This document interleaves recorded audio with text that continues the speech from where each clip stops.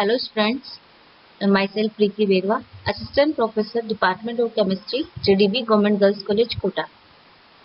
पिछले वीडियो में हमने ट्रांजिशन एलिमेंट्स क्या होते हैं, इनका इलेक्ट्रॉनिक कॉन्फ़िगरेशन क्या होता है वो पढ़ लिया था।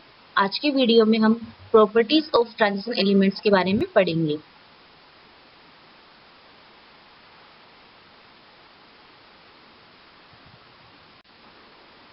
फर्स्ट प्रॉपर्टी है एटॉमिक एंड आयनिक रेडियस। सबसे पहले हम ये समझते हैं कि एटॉमिक रेडियस होती क्या है। किसी भी एलिमेंट के आउटर इलेक्ट्रॉन और न्यूक्लियस के बीच की जो डिस्टेंस होती है उसे एटॉमिक रेडियस कहते हैं। एटॉमिक रेडियस दो चीजों पर डिपेंड करती है, first atomic size of elements और सेकंड है शिल्डिंग इफेक्ट। एटॉमिक साइज किस पर डिपेंड करेगा? इलेक्ट्रॉन और न्यूक्लियस के बीच में जो अट्रैक्शन फोर्स है उस पर डिपेंड करेगा। जितना ज्यादा अट्रैक्शन फोर्स होगा साइज उतनी कम होगी, जितना कम अट्रैक्शन फोर्स होगा साइज उतनी ही ज्यादा होगी। जैसे ये टेबल है, इसमें आप देख सकते हो कि हम पीरियोडिक टेबल में जब एक क्लास में अप टू डाउन मूव करते हैं तो एटॉमिक साइज इंक्रीज होती है, जबकि एक पीरियड में लेफ्ट टू राइट मूव करते हैं तो एटॉमिक साइज डिक्रीज हो रही है। ऐसा क्यों हो रहा है? जब किसी पीरियड में हम लेफ्ट टू राइट मूव करते हैं तो एटॉमिक नंबर बढ़ने के साथ साथ क्या होगा, इलेक्ट्रॉन्स की संख्या भी बढ़ती जाएगी। इलेक्ट्रॉन्स की संख्या बढ़ रही है तो न्यूक्लियस के अंदर प्रोटॉन की संख्या भी बढ़ेगी। जितनी ज्यादा प्रोटॉन की संख्या होगी अट्रैक्शन फोर्स उतना ज्यादा होगा, जिससे क्या हुआ, एटॉमिक साइज डिक्रीज होगी। जबकि एक क्लास में जब हम अप टू डाउन आते हैं तो जो आउटर इलेक्ट्रॉन है वो सेम रहेंगे, जबकि एक सेल बढ़ जाता है। उससे क्या हो जाएगा, इनके बीच में जो अट्रैक्शन फोर्स है वो कम हो जाएगा और साइज बढ़ जाएगी।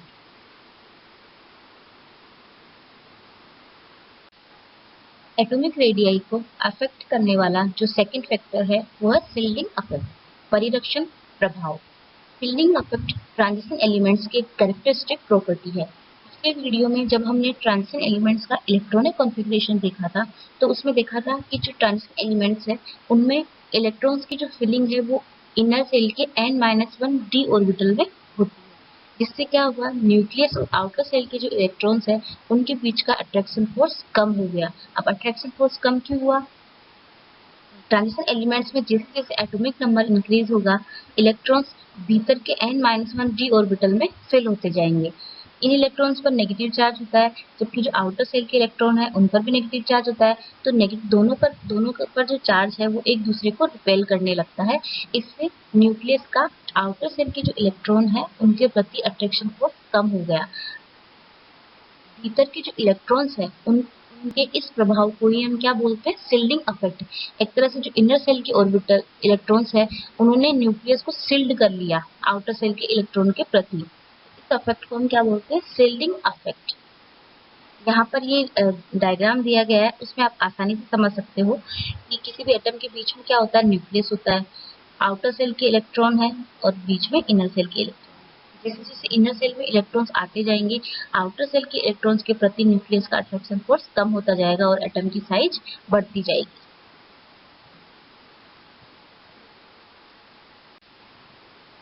जनरली पीरियोडिक टेबल में आपने देखा होगा कि एक पीरियड में लेफ्ट टू राइट मूव करते हैं तो एटॉमिक साइज डिक्रीज होती है।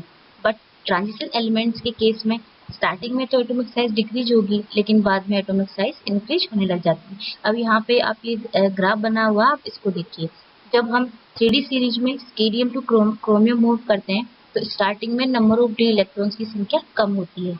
इस वजह से न्यूक्लियस का जो आउटर सेल के इलेक्ट्रॉन के प्रति जो अट्रैक्शन फोर्स है वो ज्यादा होता है, इस वजह से इनकी साइज डिक्रीज हो गई। लेकिन जैसे जैसे हम आगे वाले एलिमेंट्स की तरफ मूव करते हैं जिंक की तरफ, तो नंबर ऑफ डी इलेक्ट्रॉन्स की संख्या बढ़ती जाती है, जिससे आउटर सेल के इलेक्ट्रॉन के प्रति न्यूक्लियस का अट्रैक्शन फोर्स कम हो जाता है, जिससे इनकी साइज इंक्रीज हो जाती है।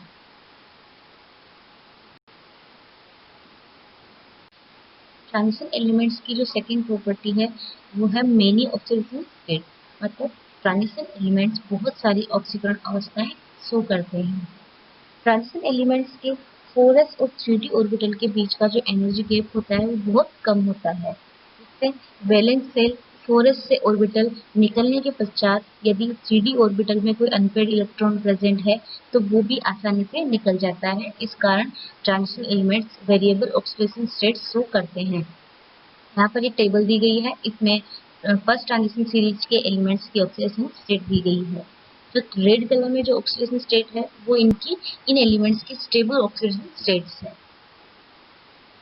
फॉर एग्जाम्पल जैसे स्केडियम की जो स्टेबल ऑक्सीडेशन स्टेट है वो +3 है, टाइटेनियम की +4, वेनेडियम की +4, क्रोमियम की +2 और +3, मैग्नीज की +2, आयरन की +2 और +3, कोबाल्ट की +2 +3, निकल की +2, कॉपर की +1 +2 और जिंक की +2। इसके अलावा ये बहुत सारी ऑक्सीडेशन स्टेट्स शो करते हैं, लेकिन ये अनस्टेबल ऑक्सीडेशन स्टेट्स होती है।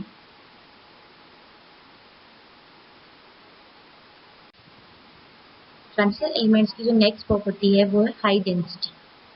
किसी भी तत्व की डेंसिटी उसके एटॉमिक वेट, एटॉमिक रेडियस तथा क्रिस्टल लैटिस में उनका एटम्स का अरेंजमेंट कैसा है उस पर डिपेंड करती है। ट्रांजिशन एलिमेंट्स की जो मेटेलिक रेडियस है वो बहुत कम होती है ड्यू टू शिल्डिंग इफेक्ट। इनका जो एटॉमिक वेट है वो बहुत ज़्यादा हाई होता है, क्योंकि इनके जो एटम्स है वो बहुत ज़्यादा क्लोजली पैक्ड होते हैं। इस कारण इन एटम्स की डेंसिटी बहुत ज़्यादा हाई होती है। यहाँ पर ग्राफ दिया गया है, इसमें हम आसानी से समझ सकते हैं कि जब पीरियोडिक टेबल में हम एक ग्रुप से दूसरे ग्रुप की तरफ मूव करते हैं, फॉर एग्जाम्पल ग्रुप 1 से लेकर ग्रुप 13 की तरफ मूव करेंगे या एक पीरियड में मूव करेंगे, तो जो डेंसिटी है वो लगातार बढ़ती जाती है।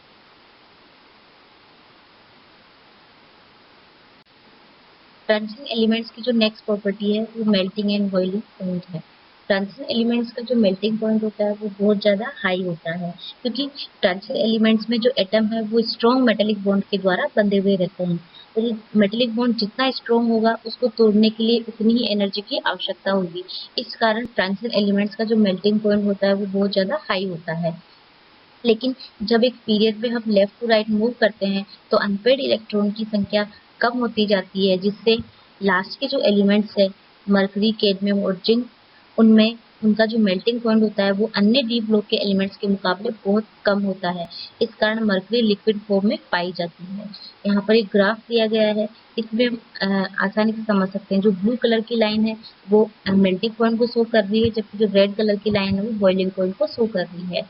जब हम एक पीरियोडिक टेबल में एक ग्रुप से दूसरे ग्रुप की तरफ मूव करते हैं या एक पीरियड में लेफ्ट टू राइट मूव करते हैं, तो स्टार्टिंग में मेल्टिंग पॉइंट इंक्रीज होगा, लेकिन उसके बाद में डिक्रीज होने लग जाता है। ट्रांजिशन एलिमेंट्स की जो नेक्स्ट प्रॉपर्टी है वह मैग्नेटिक प्रॉपर्टी। ये ट्रांजिशन एलिमेंट्स की कैरेक्टरिस्टिक प्रॉपर्टी भी होती है। ट्रांजिशन एलिमेंट्स के डी ऑर्बिटल में अनपेड इलेक्ट्रॉन प्रेजेंट होने के कारण ये पैरामैग्नेटिक बिहेवियर शो करता है। जब किसी भी सब्सटेंस पर हम मैग्नेटिक फील्ड अप्लाई करते हैं तो वो दो टाइप के बिहेवियर शो करता है। डायमैग्नेटिज्म मतलब प्रतिचुंबकीय, पैरामैग्नेटिज्म मतलब अनुचुंबकीय। जब किसी पदार्थ को हम मैग्नेटिक फील्ड में रखते हैं तो उस क्षेत्र की जो इंटेंसिटी है वो वैक्यूम की तुलना में अगर कम हो रही है तो वो जो मैग्नेटिक फोर्स लाइंस है उनको रिपेल करने लग जाता है। इस टाइप की जो सब्सटेंस है उनको हम डायमैग्नेटिक सब्सटेंस कहते हैं। और ये बिहेवियर उन एलिमेंट्स के द्वारा शो किया जाता है जिनमें ओनली पेड इलेक्ट्रॉन प्रेजेंट हो, मतलब उनमें अनपेड इलेक्ट्रॉन प्रेजेंट नहीं हो। दूसरे टाइप का जो बिहेवियर है वो है पैरामैग्नेटिक। जब इस टाइप के सब्सटेंस को हम मैग्नेटिक फील्ड में रखते हैं तो ये मैग्नेटिक जो फोर्स लाइंस है मतलब चुंबकीय बल रेखाओं को अपनी तरफ अट्रैक्ट करने लगता है। इस टाइप के सब्सटेंस को हम पैरामैग्नेटिक सब्सटेंस कहते हैं, अनुचुंबकीय पदार्थ कहते हैं। ये गुण, ये कैरेक्टर उन एलिमेंट्स के द्वारा शो किया जाता है जिनमें अनपेयर्ड इलेक्ट्रॉन प्रेजेंट होते हैं। थर्ड टाइप का जो बिहेवियर है वो है फेरोमैग्नेटिक, फेरोचुंबकत्व। कुछ पदार्थ ऐसे भी होते हैं जिनमें स्ट्रॉन्ग पैरामैग्नेटिक कैरेक्टर पाया जाता है, मतलब अगर हम उन पर से मैग्नेटिक फील्ड हटा भी लें तब भी वो पैरामैग्नेटिक बिहेवियर शो करते हैं। और ये कैरेक्टर आयरन के द्वारा शो किया जाता है, इस वजह से इसे फेरोमैग्नेटिक बिहेवियर भी कहते हैं। अगर हमें किसी भी एटम के अनपेयर्ड इलेक्ट्रॉन के बारे में पता हो तो हम उनका मैग्नेटिक मूवमेंट निकाल सकते हैं। यहाँ पर एक फॉर्मूला दिया गया है, म्यू इक्वल्स टू √n+2। इस फॉर्मूले के द्वारा हम किसी भी एलिमेंट का मैग्नेटिक मूवमेंट निकाल सकते हैं। यहाँ पर n की वैल्यू क्या है, नंबर ऑफ अनपेयर्ड इलेक्ट्रॉन, और म्यू क्या है, मैग्नेटिक मूवमेंट। इसकी जो यूनिट होती है वो बोर मैग्नेट्रॉन होती है। अगर किसी एलिमेंट में एक अनपेड इलेक्ट्रॉन प्रेजेंट हो तो उसका जो मैग्नेटिक मोमेंट होता है वो 1.73 बोर मैग्नेटो होगा। जिस जैसे अनपेड इलेक्ट्रॉन इंक्रीज होते जाते हैं मैग्नेटिक मोमेंट भी इंक्रीज होगा।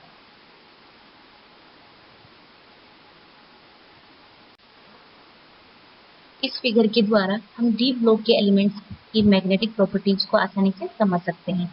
जो मैग्नेटिक सब्सटेंस होते हैं वो दो टाइप के बिहेवियर शो करते हैं, पैरामैग्नेटिक और डायमैग्नेटिक। पैरामैग्नेटिक बिहेवियर वो एलिमेंट शो करते हैं जिनमें अनपेड इलेक्ट्रॉन प्रेजेंट हो, मतलब incompletely field D orbital present हो।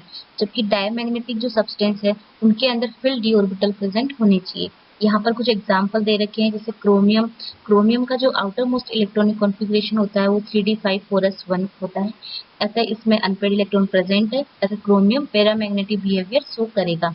जबकि दूसरी साइड जिंक है, जिंक में अनपेड इलेक्ट्रॉन प्रेजेंट नहीं होते हैं, अतः जिंक डायमैग्नेटिक कैरेक्टर शो करता है। इसी प्रकार क्रोमियम +3 ऑक्सीजन स्टेट में भी पैरामैग्नेटिक कैरेक्टर शो करेगा। कोबाल्ट भी पैरामैग्नेटिक बिहेवियर शो करेगा। कोबाल्ट +3 ऑक्सीडेशन स्टेट में भी पैरामैग्नेटिक बिहेवियर शो करेगा। जबकि इधर कॉपर +1 में डायमैग्नेटिक कैरेक्टर शो करेगा, जिंक +2 में डायमैग्नेटिक कैरेक्टर शो करेगा। अगर हमें किसी भी एलिमेंट में कितने अनपेड इलेक्ट्रॉन प्रेजेंट है वो पता हो तो हम उसकी सहायता से मैग्नेटिक मोमेंट आसानी से निकाल सकते हैं। फॉर एग्जांपल, जैसे टाइटेनियम +3 में एक अनपेड इलेक्ट्रॉन होता है। जब हम इसकी वैल्यू n की वैल्यू फॉर्मूले में रखेंगे तो इसका जो मैग्नेटिक मोमेंट आता है वो 1.732 बोर मैग्नेटॉन आता है। जितनी ज्यादा मैग्नेटिक मोमेंट की वैल्यू होगी उसमें उतनी ही ज्यादा पैरामैग्नेटिक कैरेक्टर शो करेगा वो। जैसे जैसे अनपेड इलेक्ट्रॉन की संख्या बढ़ती है मैग्नेटिक मोमेंट भी इंक्रीज होता जाता है।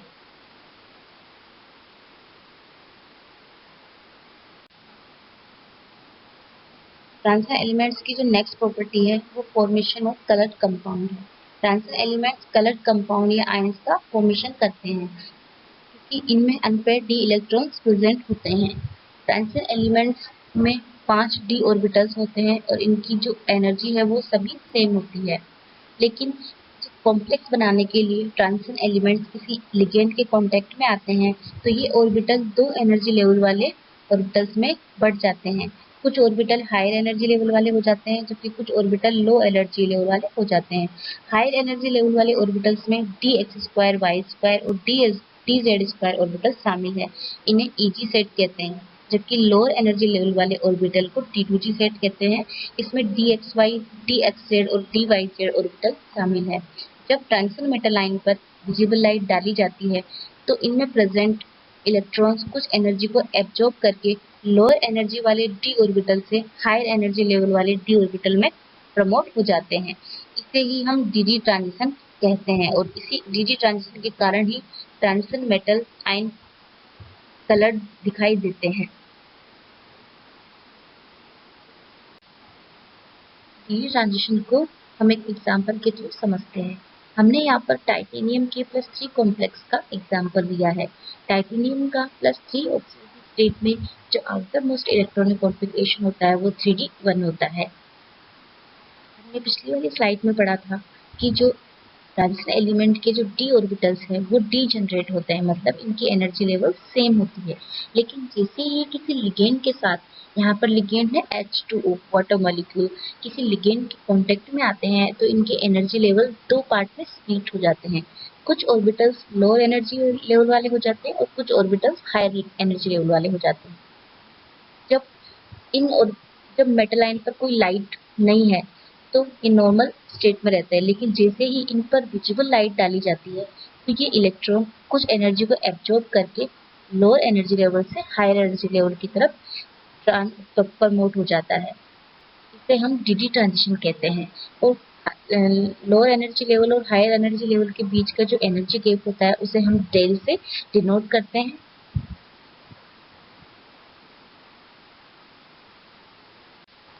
ट्रांजिशन एलिमेंट्स की नेक्स्ट प्रॉपर्टी है कॉम्प्लेक्स फॉर्मेशन। डी ब्लॉक के जो एलिमेंट हैं वो लिगेंड्स के साथ स्ट्रॉन्ग कॉम्प्लेक्स का फॉर्मेशन करते हैं। इनके 3 रीजन है। फर्स्ट रीजन ये है कि जो ट्रांजिशन एलिमेंट है उनकी साइज स्मॉल होती है, इस कारण इन पर high positive charge density present होती है। सेकेंड रीजन ये है कि ट्रांजिशन एलिमेंट्स के पास vacant n-1 d orbital present होते हैं। इस कारण ये लिगेंड से आसानी से इलेक्ट्रॉन पेयर एक्सेप्ट कर लेती है। थर्ड रीजन है, उसके अकॉर्डिंग ट्रांजिशन एलिमेंट्स बहुत सारी ऑक्सीडेशन स्टेट शो करते हैं। इस कारण ये लिगेंड के साथ स्ट्रॉन्ग बॉन्ड का फॉर्मेशन कर लेते हैं। ट्रांजिशन एलिमेंट्स कुछ मॉलिक्यूल्स जैसे CO, NO, NH3 और कुछ आयंस जैसे फ्लोराइड, क्लोराइड और साइनाइड आयंस के साथ में कॉम्प्लेक्स का फॉर्मेशन करते हैं। यहाँ पर कुछ कॉम्प्लेक्स के एग्जाम्पल दिए गए हैं, जैसे कॉपर का अमोनिया के साथ कॉम्प्लेक्स, सिल्वर का अमोनिया के साथ कॉम्प्लेक्स, आयरन का साइनाइड के साथ कॉम्प्लेक्स। ट्रांजिशन एलिमेंट्स की जो नेक्स्ट प्रॉपर्टी है वो है कैटालिटिक एक्टिविटी। ट्रांजिशन एलिमेंट्स और उनके जो मतलब कंपाउंड है उनमें कैटालिटिक एक्टिविटी पाई जाती है, मतलब वो कैटलिस्ट के रूप में बिहेव करते हैं। इनका उपयोग बहुत सारी केमिकल रिएक्शंस में एज ए केमिकल कैटलिस्ट के रूप में किया जाता है। ट्रांजिशन एलिमेंट कैटालिटिक बिहेवियर 3 कारणों की वजह से शो करते हैं। पहला रीजन है the presence of vacant D orbital, मतलब जो ट्रांजिशन एलिमेंट्स है उनमें वैकेंट डी ऑर्बिटल प्रेजेंट होते हैं। सेकेंड रीजन है transition elements variable oxidation state show करते हैं, इस कारण ये कैटलिस्ट के रूप में यूज में लिए जाते हैं। थर्ड रीजन है वो ये है कि they have a tendency to form complex compound, मतलब ट्रांजिशन एलिमेंट्स की जो कॉम्प्लेक्स कंपाउंड फॉर्मेशन करने की टेंडेंसी पाई जाती है। इस कारण ये बहुत सारी केमिकल रिएक्शंस जैसे पेट्रोलियम और पॉलीमर इंडस्ट्रीज में एज ए कैटलिस्ट यूज में लिए जाते हैं। यहाँ पर ट्रांजिशन एलिमेंट्स की एज ए कैटलिस्ट एप्लीकेशंस दी गई है। फॉर एग्जांपल हाइड्रोजनेशन रिएक्शंस में निकल को एज ए कैटलिस्ट यूज में लिया जाता है। The catalyst is mainly used for hydrogenating oil in order to manufacture vegetable ghee. Second जो एप्लीकेशन है, in the synthesis of ammonia by Haber's process finely divided iron is used as a catalyst, मतलब जो ammonia formation की जो Haber process है उसमें iron को as a catalyst use में लिया जाता है। नेक्स्ट जो एप्लीकेशन है, vanadium penta oxide is used in the manufacturing of H2SO4 by contact process. Contact process के द्वारा H2SO4 की जो मैन्युफैक्चरिंग की जो रिएक्शन है उसमें vanadium penta oxide as a catalyst use में ली जाती है। नेक्स्ट जो एप्लीकेशन है उसके according TiCl4 is used in the manufacturing of high density polythene, मतलब हाई डेंसिटी पॉलीथीन के मैन्युफैक्चर के लिए टाइटेनियम टेट्राक्लोराइड को एज ए कैटलिस्ट यूज में लिया जाता है।